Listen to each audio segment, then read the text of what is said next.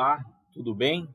Hoje nós trataremos sobre um tema chamado gestão integrada na prestação de serviços. Acaba dando a impressão que nós falaremos aqui hoje sobre sistemas eletrônicos de segurança, controle de acesso, sistema de incêndio, todos interligados em um único software, né? Interagindo ali com a central de monitoramento. Mas não é essa a nossa intenção. A nossa intenção, quando nós falamos de gestão integrada na prestação de serviços, nós estamos falando que uma única empresa é responsável, vejam só essa terminologia, ela é responsável por todo o ecossistema dentro de um condomínio, de uma indústria, de um edifício corporativo. O que isso significa? Significa que quando nós temos uma atividade de portaria ou de vigilância, a empresa A realizará a atividade. Se nós tivermos sistemas eletrônicos de segurança, câmeras, controle de acesso, o próprio sistema de incêndio, comumente nós verificamos no mercado uma empresa B, mas na gestão integrada, na prestação de serviços, nós estamos dizendo que a empresa A também prestará serviços para esta atividade. E aí nós temos a manutenção predial, que normalmente nós temos a empresa C, mas na gestão integrada dos serviços é importante que uma mesma empresa também execute essas atividades. Na área da limpeza também, normalmente, vemos a empresa D e, na gestão integrada dos serviços, a mesma empresa realizando todas essas atividades. Nós poderemos citar outros serviços que podem ser citados por diferentes empresas, e isso dificulta muito a gestão do tomador de serviços. Sem dúvida nenhuma, por vezes surgem problemas sem solução. Por que surgem problemas sem solução? Porque quando há algum episódio que existe a investigação, o levantamento de informações para verificar onde foi a falha, muitas vezes o tomador de serviço fica com problema e o problema não foi de nenhum dos prestadores de serviço. Eles dizem que cada um cumpriu com a sua obrigação, ou seja, ninguém acaba assumindo a responsabilidade, né? Assumindo aquele problema que ficou só na sua mão como tomador. A gente entende que o processo de terceirização ele é feito porque se espera que haja a prestação de serviços por uma empresa que se diz especialista em determinada atividade, para que você, tomador de serviços, possa focar no seu core business, né? No seu negócio. E as atividades meio ficando aí com uma empresa terceirizada.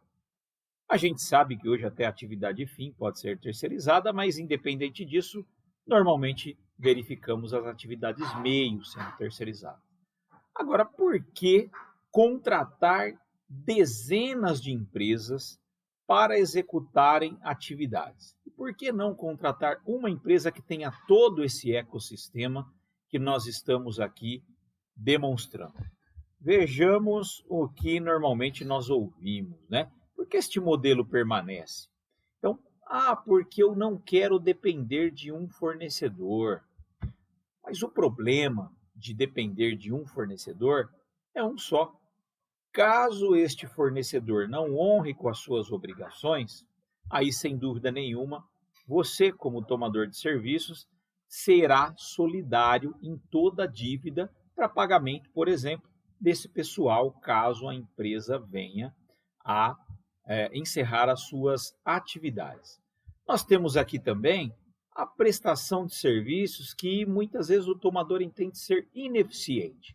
Se ele está executando uma das atividades que nós colocamos neste ciclo, né, de gestão, seja de uma indústria, de um edifício, de um condomínio, de um galpão logístico, do que for, sem dúvida nenhuma, se ele faz mal uma determinada atividade, que dirá fazer tudo. Mas se você tem uma empresa que executa brilhantemente uma atividade, por que não executar outras atividades? O que normalmente nós ouvimos é que entendem que talvez se eu der mais uma atividade, ele vai se complicar, vai se enrolar. Muitas vezes não é bem assim, não. Então, não depender de um fornecedor é uma questão de garantir a continuidade do negócio da empresa, né? Para que você não fique com o passivo. A prestação de serviço ineficiente você consegue resolver por meio de indicadores e de SLA definido em contrato, ou seja, o acordo de nível de serviço. Por vezes, nós ouvimos também que há muitos desgastes com as empresas prestadoras, dado essa menção que nós fizemos aqui anteriormente, né, de serem ineficientes.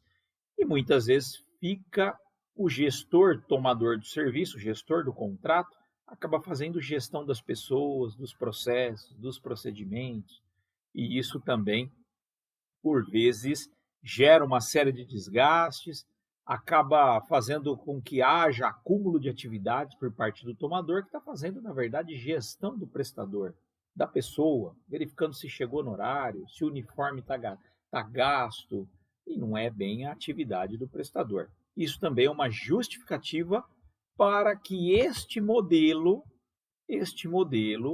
permaneça. Bom, ausência de responsabilidade. Muitas vezes existem problemas no tomador, houve um furto e percebe-se que não há a responsabilização do prestador de serviços. Se forem interpelados, eles vão dizer que eles não têm nenhum tipo de responsabilidade porque eles cumpriram com as suas obrigações, né? E também a sensação de insegurança, dada as margens serem muito reduzidas e o risco de ficarem com passivo trabalhista. Então, até agora, nós só falamos de problema, né?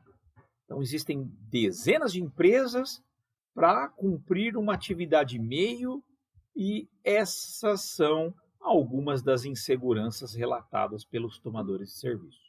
O que fazer, então, para que você faça uma contratação segura, para que todas essas inseguranças e essas dificuldades sejam superadas e para que você tenha uma única empresa prestando serviços e para que você passe a fazer gestão de contrato e não ficar fazendo microgerenciamento de algumas atividades.